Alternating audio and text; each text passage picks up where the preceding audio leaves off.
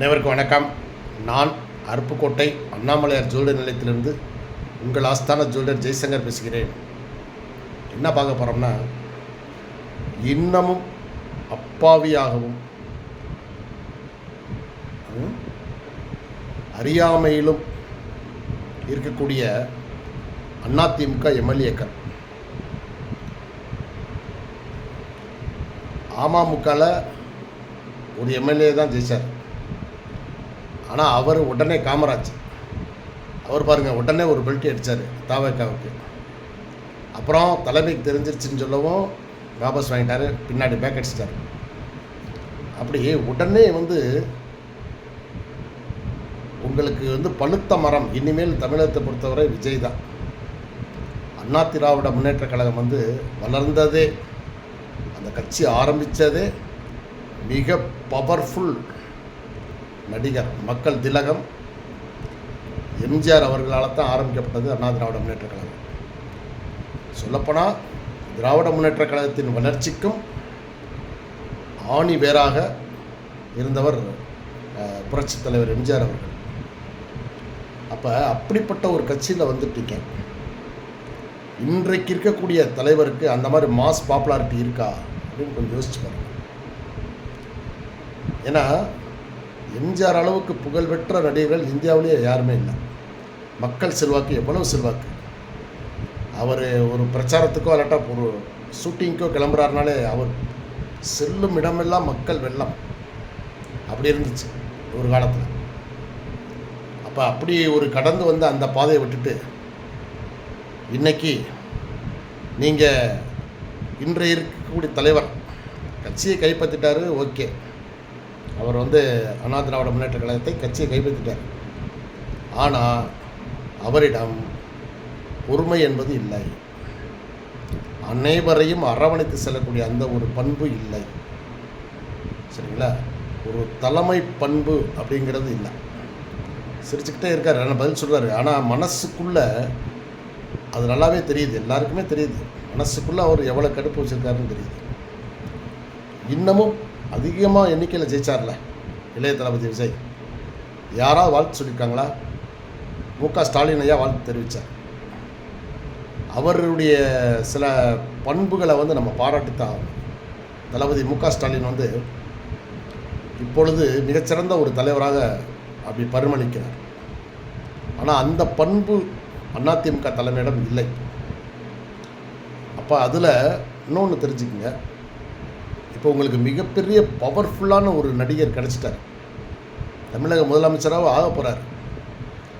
அப்போ எம்ஜிஆர் எந்த அளவுக்கு பவர்ஃபுல்லாக இருந்தாங்களோ, எப்படி வீட்டுக்கு அவருடைய படம், எம்ஜிஆர் அவருடைய படம் இருந்ததோ, அன்றைய நாங்கள்லாம் சின்ன பிள்ளையில் இருக்கிறப்ப அன்றைய இளைஞர்களிடம் பெண்களிடம் மிகப்பெரிய ஃபேமஸாக இருந்தார் எம்ஜிஆர்.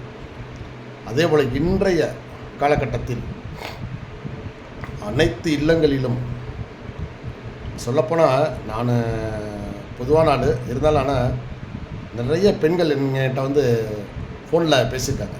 இப்போ இந்த கடந்த ஒரு 10 நாளாக அவங்கெல்லாம் பார்த்திங்கன்னா அதில் 90% பேர் விஜய்க்காக பேசியிருக்காங்க. ஒரு 10% பேர் ஸ்டாலினுக்காக பேசியிருக்காங்க. ஸோ அதனால் அனைத்து மகளிருடைய உள்ளத்திலும் இல்லத்திலும் இடம் பெற்றுவிட்டார் விஜய். அது மட்டும் இல்லை, இன்னொரு 3 தலைமுறைகளுக்கு மேலே. ஏன்னா இன்றைக்கு ஒரு வயசாக இருக்கக்கூடிய குழந்தை இன்னும் 18 வருஷம் கழித்து தான் ஓட்டு போட வரும், 17 வருஷம் கழிச்சு. அப்போ அந்த குழந்தை மனசுலேயே விஜய் மனசில் இடம் பெற்றிருக்கார். அப்போ அது வளர்ந்ததுக்கப்புறம் யாருக்கு ஓட்டு போட? விஜய்க்கு தான் போடும். அப்போ இவருக்கு நீங்கள் நல்லா தெரிஞ்சுக்கங்க, இவருக்கு இன்னும் ஒரு 10-20 ஆண்டுகள் தமிழக தேர்தல் வரலாற்றில் ஒரு மிகப்பெரிய பொன்னாளாக பொறிக்கப்படக்கூடிய இடமெல்லாம் இருக்குது. இவர் நல்லா இவர் நல்லாட்சி கொடுக்கணும். இவருடைய எம்எல்ஏக்கள் தவறு செய்யாமல் இவர் காப்பாற்றணும், தமிழக மக்களை காப்பாற்றணும். இப்போது ஒவ்வொரு வீட்டுக்கும் பெரிய அரக்கனாக உள்ள அந்த டாஸ்மாக் சாராய அரக்கனை ஒழிக்கணும்.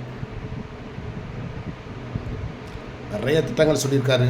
ஏன்னா இலவச பஸ் பயணம், வருடத்திற்கு 6 சிலிண்டர், இளைஞர்களை கவரும்படி இளைஞர்களுக்கு 5 லட்சம் வேலைவாய்ப்புகள், இன்டர்ன்ஷிப்போட தரேன்ருக்காரு. இது மாதிரி நிறைய அந்த நல்ல திட்டங்களை ஊக்குவிங்க. ஊழல் நீங்களும் பண்ண வேண்டாம், உங்களுடைய சகாக்களும் பண்ண வேண்டாம், கூட்டணியிலேருந்து அவங்களும் பண்ண வேண்டாம். நீங்கள் முறையாக கண்காணிச்சுக்கிட்டு நல்லாச்சு கொடுத்தா தான் வருஷம் நீங்கள் எப்போயுமே இருக்கலாமே. ஸோ அதனால் அது ஒன்று. இன்னொன்று, இந்த எம்எல்ஏக்கள், அதிமுக எம்எல்ஏக்கள் சொல்கிறேன், உங்களுக்கு இப்போ ஒரு மிகப்பெரிய நடிகர் கிடைத்து விட்டார். நடிகருடைய கட்சி இருக்குது. ஏன் உங்களுக்கு என்ன தயக்கம்? அப்படியே நீங்கள் ஏடிஎம்கேல இருந்து விலகி நீங்கள் தாவேக்கால வந்துட வேண்டியதானே. வந்துட்டிங்கன்னா நீங்கள் நிரந்தரமான எம்எல்ஏவாக இருப்பீங்க. சொல்ல முடியாத நிறைய பேர் அமைச்சர் பதவியும் கிடைக்கலாம். ஸோ அதனால் என்றைக்கும் நீங்கள் நான் அதுக்காக கட்சி மாறுங்கிறத நான் ஊக்குவிக்கலை. ஆனால் ஒரு மிகச்சிறந்த ஒரு நடிகர் தலைவராக இருக்கிற ஒரு கட்சிக்கு, ஒரு தலைசிறந்த நடிகரால் ஆரம்பிக்கப்பட்ட எம்ஜிஆர் அவர்களால் ஆரம்பிக்கப்பட்ட அதிமுக இன்னைக்கு எம்ஜிஆர் இல்லை, அந்த திரைப்பட புகழ்ங்கிறது இல்லை. ஏன்னா திரைப்பட புகழ்னால் வளர்ந்தது தான் அந்த அண்ணா திராவிட முன்னேற்ற கழகம். அடுத்தபடியாக எம்ஜிஆருக்கு அடுத்தபடியாக திரு ஜெயலலிதா அம்மையார் வந்தாங்க. ஸோ அவங்களும் சினிமாவில் ஃபேமஸ் ஆனவங்க. அதனால் மக்கள் மத்தியில் ஒரு மிக பிரபலம் அவங்க. அதே நேரத்தில் அவங்களுடைய நடவடிக்கைகள், அந்த கட்டுப்பாடு, சரிங்களா, ரவுடிசத்தை ஒழிச்சாங்க. அதனால் அவங்க நினச்சா இன்னும் எவ்வளவோ பண்ணியிருக்கலாம். இருந்தாலும் அவங்க கூட சேர்ந்த சேர்க்கை சரியில்லாதனால அவங்களாலே பண்ண முடியல. ஸோ அந்த குறைகள்லாம் இப்போ உங்கள்கிட்ட எதுவுமே இல்லைங்க. நீங்கள் நடிகர் விஜய் அவர்கள் ரொம்ப சுத்தமான ஆள். ஏன்னா திரைப்படத்தை தவிர உங்களுடைய நடவடிக்கைகள் எப்படி இருக்குங்கிறது, அரசியல் எப்படி இருக்குங்கிறது நம்ம இனிமேல் தான் பார்க்க போகிறோம். அப்போ இந்த மாதிரி நேரத்தில் அதிமுக எம்எல்ஏக்கள் அவருக்கு சப்போர்ட் பண்ண வேண்டாமா? சொல்லுங்கள். எவ்வளோ பேர் நீங்கள் எம்ஜிஆர் கூட இருந்தவங்களும் இன்றைக்கி அதில் இருக்கீங்க, அந்த கட்சியில் இருக்கீங்க. திரு கே.எஸ். செங்கோட்டையன் அவர்கள் மிக சரியான முடிவெடுத்து முதலே போயிட்டார்.